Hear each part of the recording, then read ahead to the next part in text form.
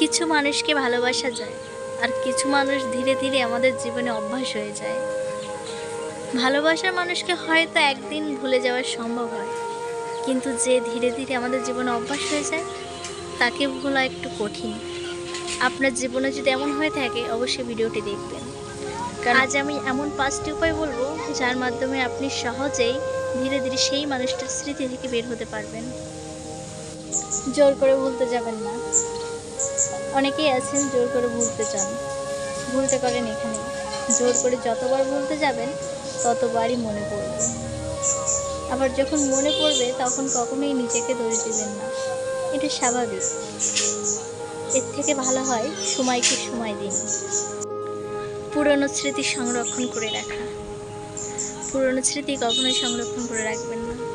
ছবি, পুরনো চ্যাট, পুরনো ভয়েস, এগুলো আপনি যতই দেখবেন ততই আপনি সামনে এগোতে পারবেন না। আপনার মন সেখানেই পড়ে থাকবে। এর থেকে ভালো হয় এগুলো থেকে দূরে সরে আসা। নিজেকে ব্যস্ত রাখুন। খালি মন হচ্ছে পুরনো স্মৃতির বড় আশ্রয়স্থল। নতুন কাজ শিখুন, হাঁটুন, পড়ুন, পরিবারের সাথে সময় দিন, পরিবারের সাথে সময় কাটান। যত বেশি আপনি নিজেকে মন দেবেন তত কমই আপনার অতীত আপনাকে টানবে। মেনে নিন যে সম্পর্ক পূর্ণতা পায় না। জীবনের সব গল্প একসাথে থাকে না। কিছু মানুষ আসে জীবনে শিক্ষা দিতে, কিছু মানুষ আসে জীবনকে আরো শক্তিশালী করে তুলতে।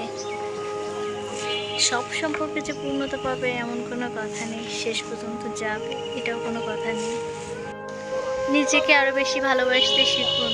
অনেক সময় আমরা একজনকে এত বেশি গুরুত্ব দিই যেন আমরা নিজেকেই ভুলে যাই। একটা কথা মনে রাখবেন, আপনার জীবনের সবচেয়ে গুরুত্বপূর্ণ হচ্ছে আপনি নিজেই। নিজেকে সময় দিন, নিজের স্বপ্নকে সময় দিন। যে মানুষটা আপনার জীবনে নেই, হয়তো প্রতিদিন একটা সময় সেই মানুষটা আপনার অভ্যাস ছিল। জীবন কারোর জন্য থেমে থাকে না। এক সময় যাকে ছাড়া আপনার বেঁচে থাকা অসম্ভব মনে হতো, আজ দেখবেন তাকে ছাড়াই আপনি স্বাভাবিকভাবে বেঁচে আছেন। সময় সব কিছু বদলে দেয়, মানুষ তার থেকেও বেশি শক্তিশালী।